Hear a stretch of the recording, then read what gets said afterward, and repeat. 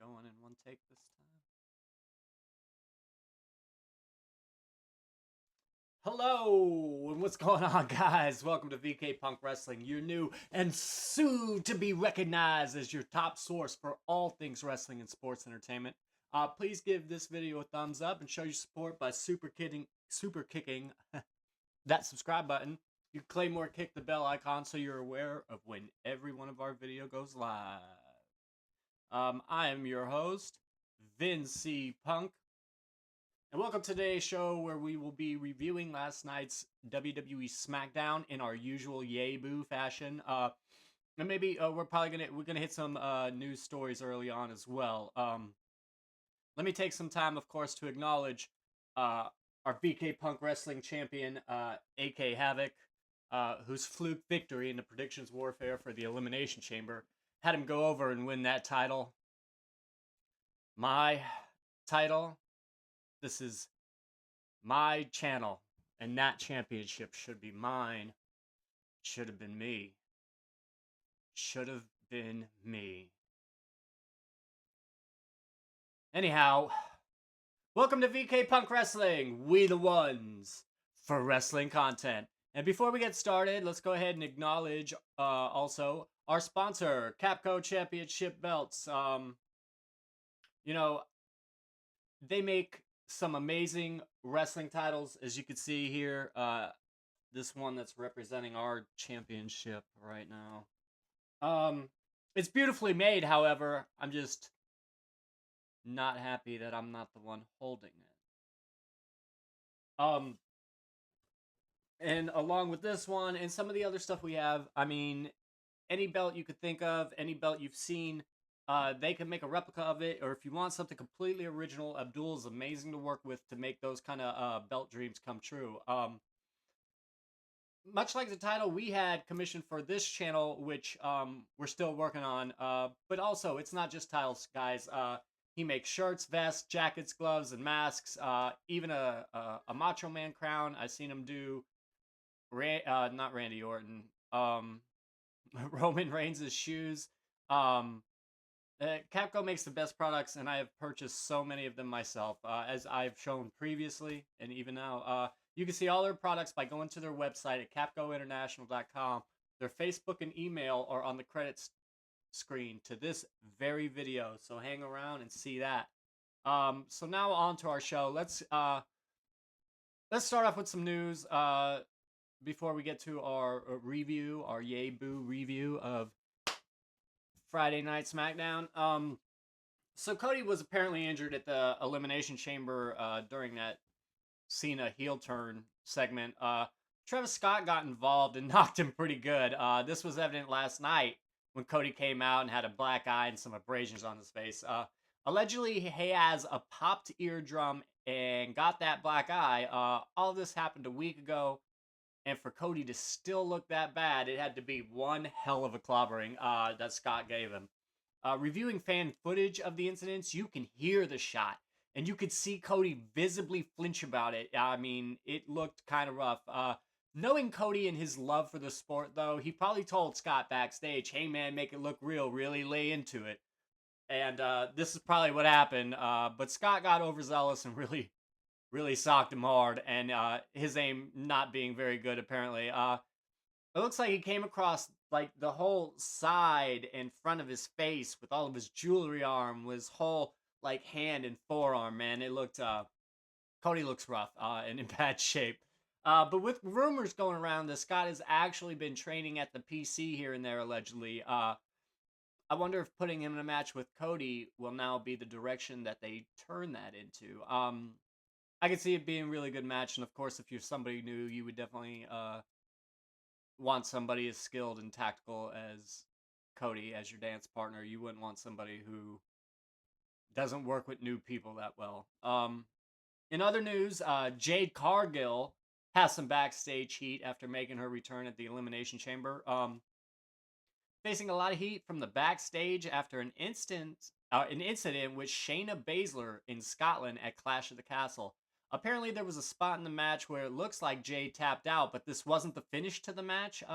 Fightful report that Jade had said something to the effect that Shayna needs to learn how to work. Those close to Cargill deny this. The report notes that Jade was disappointed in herself and very apologetic about the spot. Around the same time was a Jade promo where she said she is surrounded by wolves and women's clothes in the shape of women, and there was some heat backstage from that too. Some of the other ladies, I guess, took it personal. To me, I think Jade has only started to hit her stride and look better in the ring. With her time in AEW, having her look so green, I mean, so green, and doing so by keeping her matches short and making her a powerhouse who wins in quick fashion. When any match is going too long, just made her look really green. She kind of brought this with her to the WWE, but looked better at least. But her most recent return and at the Elimination Chamber and last night have her looking dominant is all get out, and hopefully her in-ring abilities have also grown and she can make this story something amazing. Instead of just quick matches where she annihilates her opponents. Maybe wishful thinking on my part because I'm really not that into Jade. Even though her outfit last night was great, I loved it. And she became. I hope they, make her become the performer that they're trying to make her into. Another surprise last night on SmackDown is Alba Fire made her TV return. Uh, This after her former teammate Isla Dawn was released by the company, leaving Alba with no real storyline direction. This was all a surprise to me because I thought Dawn was more charismatic. She was like just the better push of the two, if you asked me. She was better on the mic. She was, in my opinion, better to look at and watch. But Alba does have a great in-ring skill set. She, of course, joined up with fellow Scot Piper Niven, and appears to have joined the Chelsea Greens, was it Special Service Unit? All right, so in AEW news, it seems TK has reinserted himself as an active member of the AEW creative, is more involved in the storylines once again.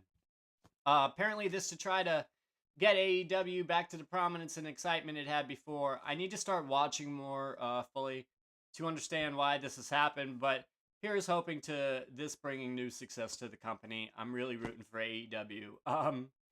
One last story before our review. Something that has been in the news all week since happening at the Elimination Chamber has been part of almost every video we've put out, and everybody else for that matter, Cena's heel turn. But was this the original plans for Cena? We've already said, and what about his plans for WrestleMania? We've already said that these plans were always being held close to the vest by people in the know. Apparently, the positioning of the entire segment on the elimination card was changed last minute. It's being reported that this segment was supposed to go on after the Trish Tiff match. This change was apparently only made just before the show went live on air. Even some producers were included into this and were caught by surprise when the segment wasn't aired where it was supposed to be on the card. Dave Meltzer was told that this segment, as it was laid out, would have had Rhodes turned The Rock down, but not have Cena involved at all. And that Cena turn would have taken place at WrestleMania. When the decision was made for the turn to happen at this event, it was certainly going to have to be the main event for sure. So the card was switched when that decision was made just before air. So apparently the Elimination Chamber wasn't even supposed to have the heel turn by John at all. It was supposed to go down at Mania. I don't know how to feel about that. I mean, a much larger crowd would obviously get a much larger reaction at the shows. The reaction just would have been amazing to hear the jaw of a collective 80,000 people hit the floor and to feel the air just get sucked right out of a stadium. But it would also be John Cena turning heel at WrestleMania. I mean, I just don't think it's a great idea because it's Mania. Everyone would have wanted to cheer him, and they probably still will. Um, but it's just WrestleMania, man. Don't do it there. So I support the last minute decision by The Rock to have it done at the Elimination Chamber. Um,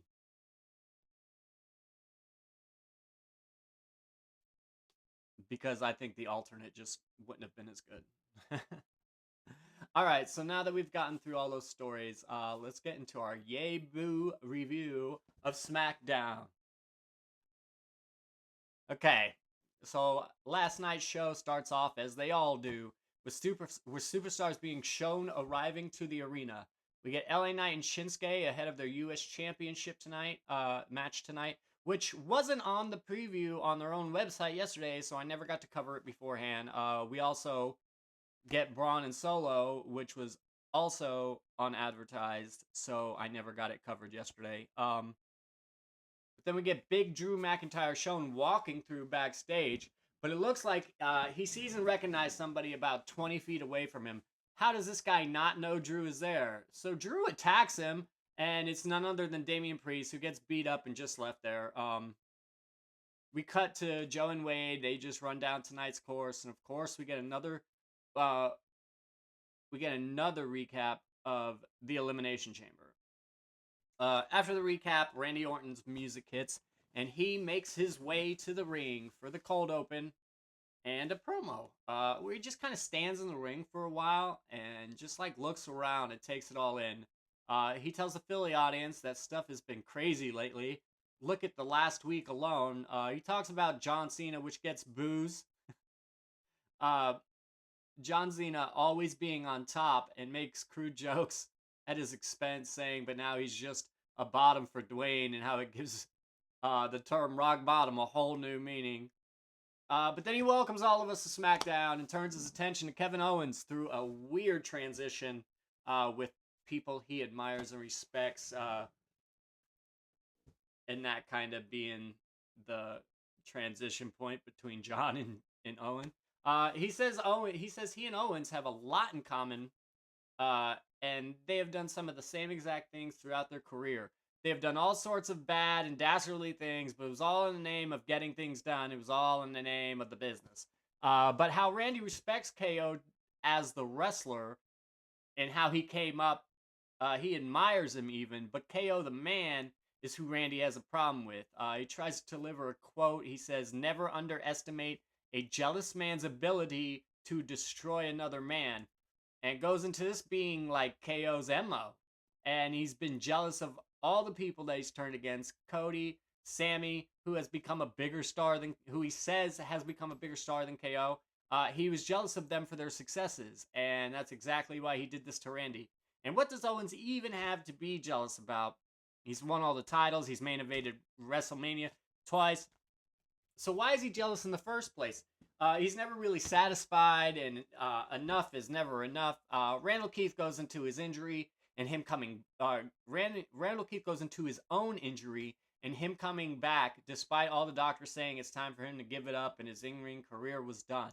But he said he would never let anything upset him in the ring again, and to never get pissed off. But KO has pissed him off. He talks about the save to Sammy last week and describes the feeling that came over him to line up for that banned punt kick. It's something he hasn't felt in a long time, and the voices have started talking to him again. Woo! This is going to be good. Line up to kick Owens so freaking hard. Oh, man. So he calls out Ken Owens here and does in front of the entire world how he's going to show everyone why Pat McAfee is only the second best punt kicker in WWE. This gets yay sounds.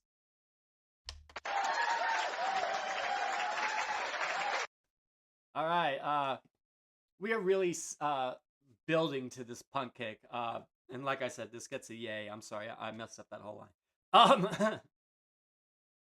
And it's going to have to pay off sometime. We can assume, like I said yesterday, that this is the match for these two at WrestleMania, which hopefully pays off there, and KO will take time away as injured as everyone else has but him, because he's been the one giving these people their time off. KO has been on a hot streak, with the exception being Cody at the Rumble. Can he get two big losses at two of the biggest shows consecutively? Or can RKO stand to lose so KO can become an even bigger heel and be more hated by the WWE universe? I don't know. I think you got to make Randy win this, or Randy lines up the punt and nails it, but somebody comes in. I don't know. I feel like neither one of these guys can really take a loss right now. Randy Orton can't lose because the story is he came back after being put on the shelf by Owens, and he needs to win. Or is it, but can Kevin Owens take 2 wins, one at Rumble and then one at WrestleMania consecutively? It's a toss up. I don't know where to go from where we go from here. We cut to a video taken earlier in the day with Tiffany talking to Aldis backstage about something when Chelsea and Piper show up and interrupt. Chelsea kind of runs down Aldis for making the street fight between her and Michin a thing, and heals it up really well in the way that only Chelsea Green can. Tiff breaks in and says that they were in the middle of something, and Chelsea, with a great comeback, says, I hope it was the middle of your consequences for destroying my Canadian homecoming, and says that Tiff had bullied her into that match last week, and that Michin is bullying her this week, and calls it discrimination. Tiff insults Chelsea a little bit, and Niven speaks up. So Tiff challenges Niven to a match. Chelsea tries to shake this off because she has a match and she needs Niven. But Nick Aldis says Piper works for SmackDown and not for you, Chelsea Green, and makes the match, which we go into right away. That video was supposed to be recorded earlier in the day. We get Tiffany Stratton's entrance. We get Piper's entrance as well. So they start this matchup. We get a tie up in the middle of the ring. Piper gets a little over by slamming Tiffany down to the mat by her hair. Tiffany gets up into a headlock, but Piper sends Tiffany into the ropes and shoulder tackles her. Tiff regains momentum with some high octane offense to a near fall. Piper gets up and Tiffy gets dumped over the ropes to the outside. Piper lands a cannonball off the apron, and we go into a break. When we get back, Tiffany S is trying to rally and get back into the match, and finally gets Piper off of her feet into a near fall. And she just cannot maintain control over Niven, is the story so far, as Piper regains the control, but this only to be stopped again by Tiffany, who hits a swanton for another near fall. Piper gets up and gets back into and gets some steam and drags Tiffany to the corner for a Vader bomb attempt, where she misses, but Tiffany sets up for the prettiest moonsault ever and delivers for the win. Post-match, Charlotte runs in and nails a chop block to Tiffany's knee before applying the figure 8 until she's pulled off by security and the other teams. This gets a boo. And just because of the ending with Charlotte. The match was great, even. With the 2 women showing out, but I do not like Charlotte. Never liked Charlotte. She sells out to Tiffany a while she's attacking her and just talks some crap. But I'm so scared of where this goes. I didn't really like Tiffany Stratton before, but am really starting to like her. She's really coming to her own and has become really good. Her arc is even amazing as well. But if Charlotte is going to Charlotte, she's going to get hot-shotted to the title like she pretty much did already at the Rumble, just to win it and show her superiority over everyone. This happened so many times before, and I'm scared it's only going to happen again here. And Tiffany deserves better than that, as she is rising and getting more over and doing things better. She does not need to have all of that momentum stopped by Charlotte, just because she's here now and decides to take it. Charlotte's character is ridiculous, and I hate this angle. Despite all the work Charlotte has had, she's starting to get older. But the match itself with Niven was really well. We can give the match a yay.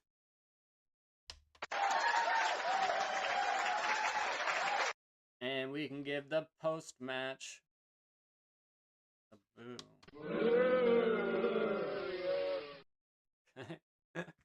Yes. Okay, so next we go to GM Nick Aldis, who is talking about what an uproar there is in the tag team division. He has this board with all the top tag teams up there, their pictures, and talking about how each team has destructed the other until there's all these lines going all over the place from every single team to every other team, multiple times even. Claims that the Street Profits will have their match for the tag team titles against DIY next week, while tonight there will be a triple threat match that will see the Motor City Machine Guns, Los Garza, and Pretty Deadly face off for the #1 contender spot following the match next week. And that triple threat is, of course, happening right now as we cut to the Motor City Machine Guns making their entrances before we get a break. When we get back from the ad, the Pretty Deadly are making their entrance, and Los Garza are already in the ring. When the match starts, we get some weird tag out spots, changing the first ones in the ring a couple times before all three teams go round and round for a bit, with neither team ever really getting any advantage. Until the Los Garza do a double moonsault spot to the outside to go into a break. When we come back from that, the Motor City Machine Guns are on top, and they get a nice hot run with a lot of good stuff packed into it. A near fall, Pretty Deadly get in the match. Los Garza in the match. We get more round and round and some quick fire action, and Alex Shelley gets pushed off the top rope, and Pretty Deadly get a backslide pinfall on Sabin to win the match. This, of course, gets a yay. I mean, some great wrestling all around from these guys. But Pretty Deadly picking up the win is really what gets it for me. I love Pretty Deadly, and they are so underrated. Hopefully this gives them some kind of push because they are just great and they really get wrestling. Once again, I just love these guys. So another cheer for the Pretty Deadly.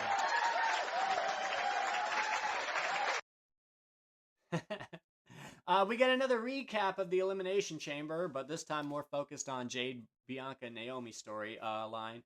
Because after the break, we're getting Bianca to address all that stuff.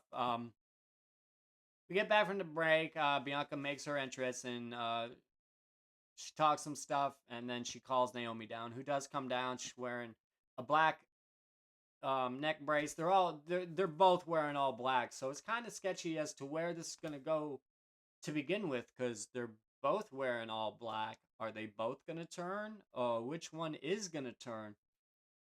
It was kind of a weird way to play it, to have them both wearing all black, but I guess that would keep us wondering, wouldn't it?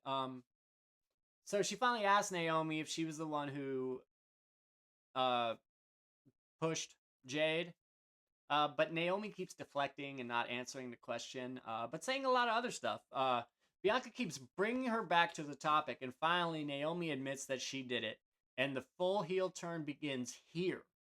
She begins by kind of saying she's sorry, and she did it for Bianca, and that Bianca deserved better than Jade was giving her, and this progressed rather rapidly, with it going to, yeah, I did it, and yeah, I'm glad I should have done it sooner. Naomi is Bianca is extremely as emotional as you would be. In the background on the screen, you can see a vehicle approaching the loading bays. Jade gets out in a really stunning all-white outfit with like red blood spatter pattern on it.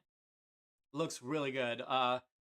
And she marches right through Gorilla, where they hit her music, and she goes straight to the ring, only stopping at Bianca for a brief moment before turning her attention to Naomi, who Jade absolutely destroys again. It's the second time in a week. I'm going to go ahead and have to give this segment a boo. I'm not the hugest fan of any single one of these guys. This story is interesting. I like the story, but I'm not really invested. I don't think Naomi's a great wrestler. I don't think Jade is a great wrestler. Bianca is a great wrestler, but I don't know. I just don't like her character. I liked it better when she was like a heel on like NXT, I think. Jade's beating was great. I just don't like the way everything kind of seems so melodramatic, and how things just turned so rapidly into like where Naomi went from here to here, like from here to way up here so quickly. The story has me interested. Like I said, it was a good angle.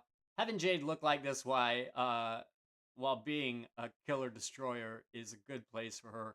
It will give her it will give her AEW thing a chance, almost like Goldberg thing. Come in, destroy you quickly, win definitively, and hide how green you are.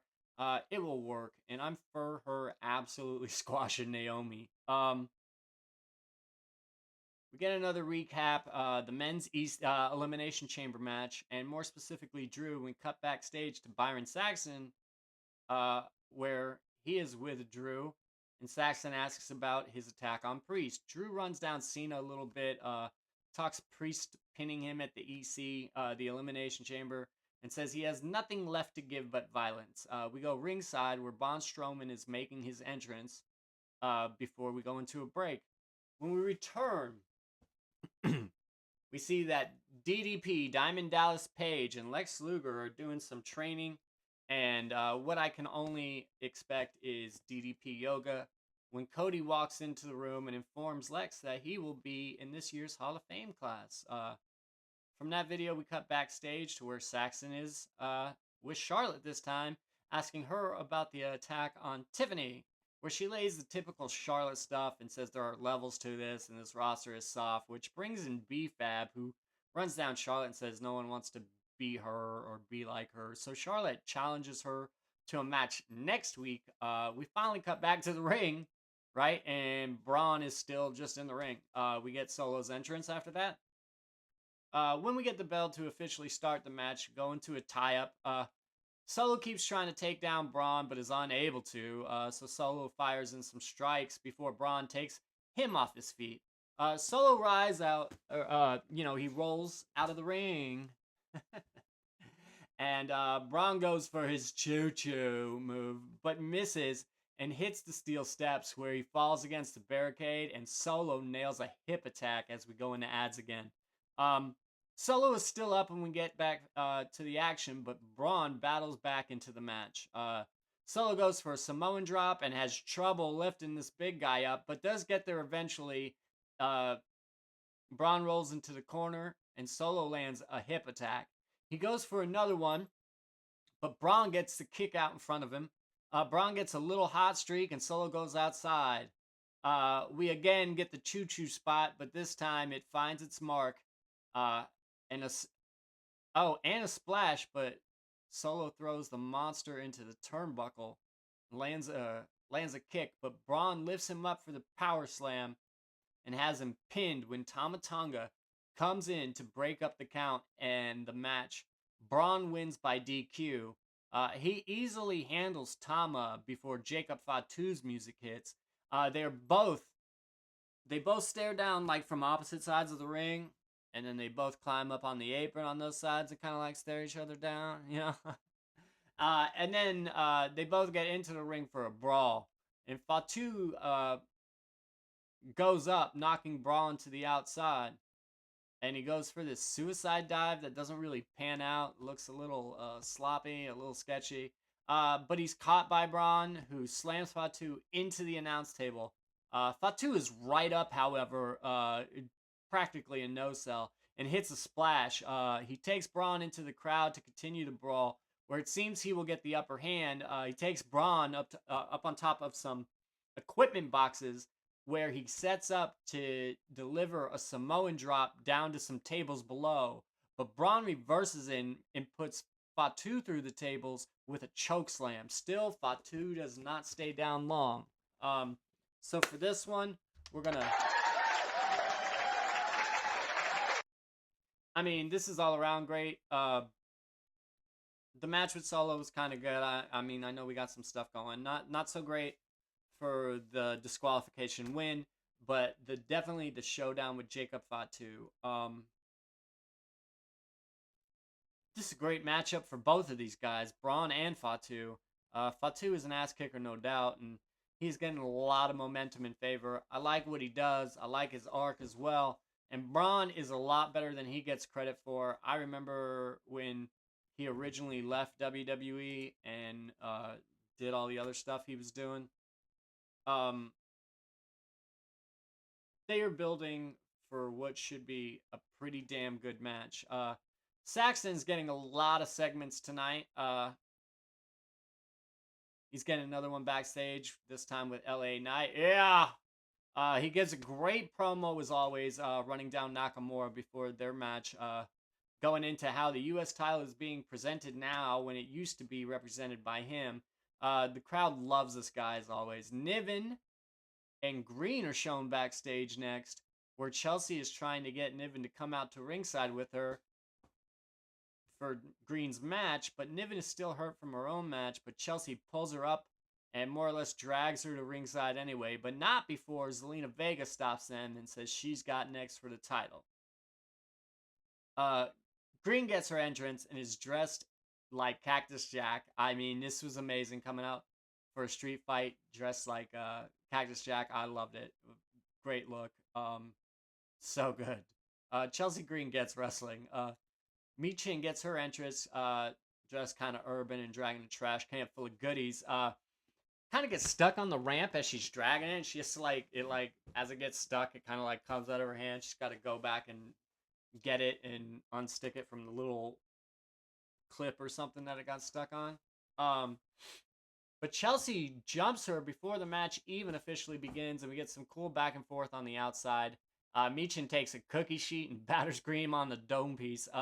She unloads all the goodies in her can, including 2 chains, a crowbar, a chair, and finally the can itself. They all get thrown into the ring when Michin gets in as well, and we finally get the bell to officially start this match. Michin sets up a chair, and Chelsea receives a drop toe hold face first right into it. Green hits Michin with the can. Michin kind of backdrops Chelsea, but it's not really onto the chains. But commentary tried to make it sound like it was onto the chains. Michin bites her on the outside to get her to release a hole. But Green slams her down on the mat when we go to break. Upon return, Michin is just untying her hands, which Chelsea had tied up during the ads, and I guess had that way practically the whole time, according to commentary. And she uses a fire extinguisher and sprays on Chelsea and sprays some for fun too. She goes for a table again, but Piper gets involved. Michin gets back in the ring, where Chelsea sets up the trash can and she hits it coast to coast. Really amazing spot, guys. Chelsea is going way up. This lady is freaking awesome. Yeah. And her stock is definitely going up every single week. BFAB comes out to neutralize the threat that is Piper Niven with a kendo stick and chases Piper away from ringside. Michin runs hot with some kendo sticks of her own and the trash can to the corner for a cannonball. After she torques for a bit, of course, this lands a near fall. This is really just more great contact from the women's division, which has been on fire lately. Michin is finally able to get a table in the ring and start setting it up. While it's still upside down, Chelsea slams her into it before she finishes setting it up. She takes too much time, so Michin was there and able to land Eat Defeat and put Chelsea on the table, which doesn't stay up the way it should be. It kind of falls onto the ropes. It's still kind of up, though. Michin goes up top anyway and delivers us, breaking the table. Goes for the pin, but she is pulled out by a hooded figure who unhoods rather quickly to reveal that it's Alba Fire. Where has she been and why is she here? What is she doing? Alba into the ring, hits Michin with a destroyer onto the chairs, which lands Green the victory, obviously. Apparently, Alba is now part of Chelsea Green's Secret Service team, which I said earlier, which I can only say was hired by Piper Niven because they're both Scottish. So I'm going to go ahead and give a yay to this one. This sets up a nice women's faction under Chelsea Green, which is really cool with the amazing work Green has been doing. Maybe we get these guys together as a faction so Damage Control has someone to run with this year at War Games.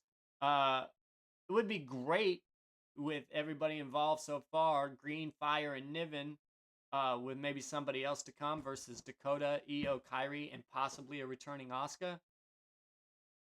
I would love to see that. But this match was tops. Even the women's mid card is looking amazing. Next, Legado del Fantasma is backstage with Santos saying that they need to reassert their dominance because they haven't been looking good lately, and boy, does he have a point. He dismisses the group, and Andrade enters and sows some seeds of dissension with Berto. We got another recap of Cena and Cody from the Elimination Chamber before we get to Cody's entrance, which you can fast forward like 2.5 minutes, and Cody still won't be in the ring yet. He's looking rough as he has that black eye we talked about and some abrasions across the side of his face. He stalls for a bit and finally does his "what do you guys want to talk about" gimmick. He's looking very displaced. He's looking very detached. Says this weekend Shenanigans was the most watched WWE clip ever, and he's the one on the floor in it. Talks about what to say to his daughter when she asks what happened to your face. So he lied to her and said he ran into a wall. It sounds like a DV type of thing. He talks about his history with Cena and how he was a hero even to Cody. And he'll tell his daughter one day that the guy who was the greatest and this and that and yada, and the guy who came out in a never give up t-shirt, that man had given up. He kind of apologizes for his language, and he gets around to finally just asking John why. He tells John that there's no justification for him. He tells a story about the Dream being afraid to perform in that arena, that city, something, and how last year Cody fought there and he was loved by Philly and they cheered for him and they chose him. And then the end of WrestleMania, right? It says at the end of the WrestleMania 40 match, during Cody's celebration, Cena points at the title and tells him it gets heavier every day, but he's here holding the championship above his head. It isn't heavy enough, as he has had it for more than 300 days. He says he will continue to hold it high even after Mania and tells Cena, you want some? Come get some. So we're going to go ahead and... Woo! Yay! For this segment. It was played right anyhow. I'm not the biggest Cody fan. He's all right. He's good. But just not for me, I guess. But it was played right here. Cody really played it off. Coming in all beat up and distressed, but eventually progressing to confident and aggressive. So I'm into the story too, but this was a nice portrayal by Cody, so yay. After that, we go backstage where Mellow Miz is with Nick Aldis. Miz trying to convince Aldis to let them do a Mellow Miz TV, where Cody is the guest. Mello kind of runs down some of the roster members and mentions Randall Keith Orton and says he's just sitting home for 4 months playing Fortnite when Randy, standing just off camera apparently, comes into a shot and says, that game is for kids, and runs down Mello a bit before getting a match with him next week. So definitely a yay for this segment. I know I don't usually yay boo backstage segments unless they're really pertinent to a storyline or something. But Randy Orton, anything Randy Orton, yay, man. I'm all for it. So, back at ringside, Drew and Jimmy make their entrances. Jimmy gets an early hot start, but dives into a fist.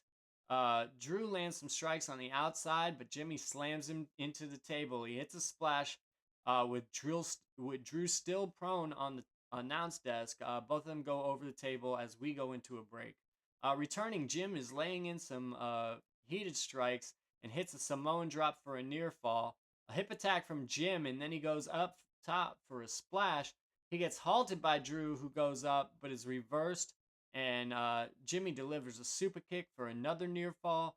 Goes up for the splash again, but misses, and Drew slams a Claymore kick right away to win the match. Post-match, Drew heads up the ramp like he's going back to the locker room, but turns around like he's going to tag Jimmy some more, but instead he is jumped from behind by Priest, who mauls him and says this type of stuff is going to happen on site for Drew from here on out. I mean, Okay, I don't know how to feel about this. We're gonna give this a couple of different sounds. So for the match, right? I'm gonna say, uh, Jimmy didn't need to lose, as he is underutilized and underrated and not getting the same traction as brother is. Uh, Drew obviously needed someone to beat down pretty quickly, but it didn't have to be Jimmy. The match was pretty fast, and Jimmy almost was on top the whole way almost. But Drew hits a major blow suddenly and gets the win. I didn't like it. I do like the post match angle, so maybe we get some a yay for that. We get a Shinsuke video next in Japanese, where he's dark and brooding like always. Then we get yet another Byron Saxon segment backstage where he's talking. He's starting to talk about the tag team match next week, but he's interrupted by DIY, who claim that they are the BTT ITW and say they are already the best and that the dream is already dead, giving a moment of silence for the Street Profits. But Byron can't stop talking. We get LA Knight's entrance before the break, and we get Shinsuke's when we get back. When we get in ring, we get in ring introductions for this match, which I guess only doesn't happen during the women's mid card title matches. We get some early back and forth with these guys. Shinsuke's heads out and catches Knight, giving him the lifting knee strike. Inside, he does a weird cartwheel kick thing and then sets up Knight for the sliding German suplex and delivers. LA counters with a bulldog off the ropes, hits a clothesline to the outside, hits his kick through the ropes spot. We get a yay. Boo. Spot that leads into an LA Knight hot run. He lands an elbow for a near fall, but goes up top. Shinsuke reverses into a back throw that didn't seem to land right, which gets a near fall. But Knight gets up and lands a lariat to stop the momentum of Shinsuke. Knight does his box jump suplex, lands a top rope elbow, and is getting hot. He attempts to hit the BFT, but Shinsuke avoids and rolls out. We get a chair spot that the ref handles, but he gets misted for his troubles when LA Knight ducks out of the way. So the ref is down. Shinsuke lands his second chance kick and some new kick that I haven't seen him use before. I guess Meiko Satomura used it, though. I think they mentioned her on commentary. He grabs the chair, but Knight kicks it and lands a BFT to the chair, but there's no ref as he's been misted. One finally comes running up from the back and counts the 3. LA Knight has regained the U.S. title. And of course, we give that a yay. Because what were we doing with Shinsuke anyhow? The crowd loves Knight. And he is so over. I'm not sure why we even took it off of him in the first place. I like Shinsuke, and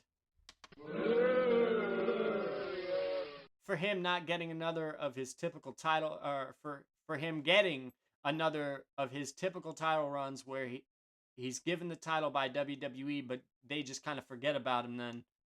He deserves better, but certainly yay. Here for this match and everything that went with it was certainly good with chairs and the mist and ref bunts. Good all the way around, as always, when either of these two were in the match, but also for the story, which has seemed to correct itself, and hopefully LA Knight takes off from here. Hopefully Shinsuke will also get some kind of good run or reign eventually, but this was a good match. And folks, I'm going to give the overall to the show. Just for the hell of it, and I'm in a good mood, I'm going to give it a cheer. Yay for the whole show, even though it was kind of mid, man. It wasn't excellent. There was many good spots, but just like Raw, it had a lot of... It was very heavy on the recap and segment There wasn't actually a whole bunch of storytelling and like in-ring action, but it was a good show. It wasn't bad, at least. It may have not been amazing, but it wasn't bad. That's all we really got to talk to us. Please go ahead and give this video a thumbs up. Go ahead and smash that subscribe button and hit the bell icon if you want to be notified every time that we have a new video go live. Thanks to our sponsor again, Capgo Championship Belts. Shout out to our freaking champion, AK Havoc.